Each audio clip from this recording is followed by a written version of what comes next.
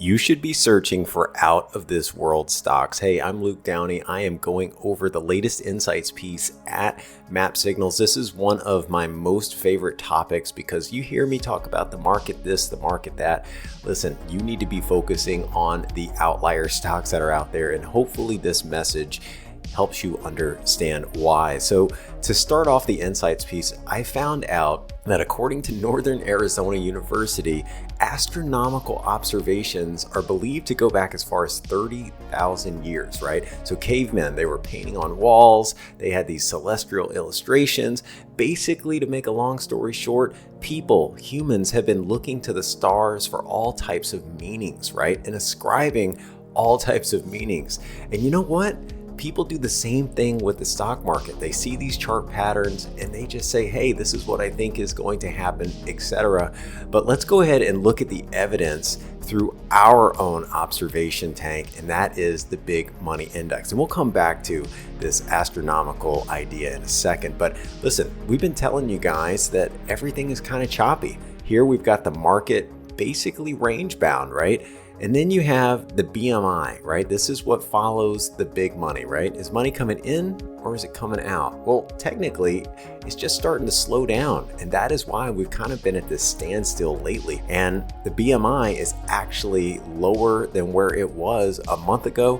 And it's right near a 2-month low. So that tells us that all isn't well under the surface. Does that mean it's going to crash? No, totally not. But let's also try to visualize what a falling BMI could indicate. And I really like this easy to follow diagram talking about big money flows in phases.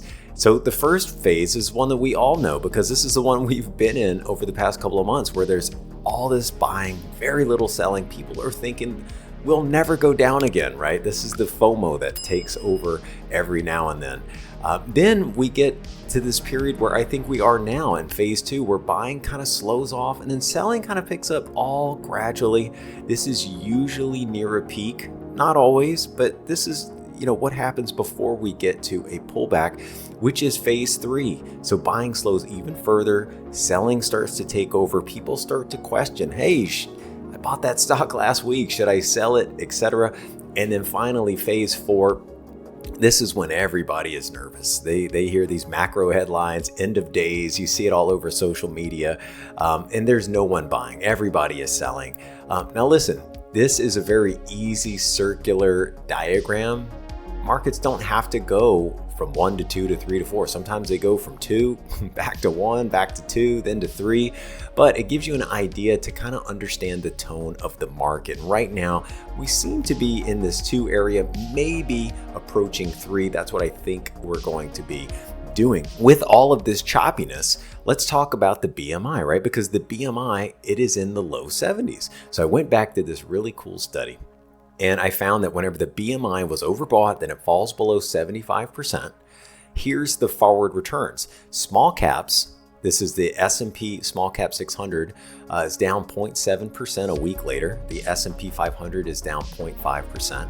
But I think the most important thing is out to 2 months, you get this choppy market dynamic, and small caps in particular are down 1.7% a month later and down 1.6% 2 months later. So listen, you can have a telescope, in the caves looking up at the stars, but also look at Marty McMap. He's got his telescope out. He sees the issue here that we're trying to tell you, that is data-driven evidence that stocks could sputter. Now, before you start getting all nervous and saying, oh my gosh, what's going to happen, blah, blah, blah. This is why you need to focus on out of this world stocks, because it wasn't too long ago where the stock market stalled, right? And it wasn't going anywhere. This is, going into October, the months prior to that.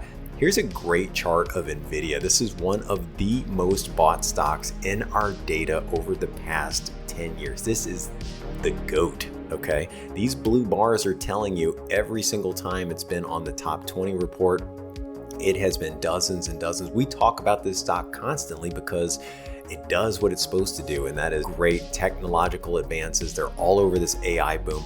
But here's the point. Whenever the markets are choppy, kind of like where they are now, don't give up. Start looking for these outstanding companies. And listen, this is exactly what we did whenever markets went oversold.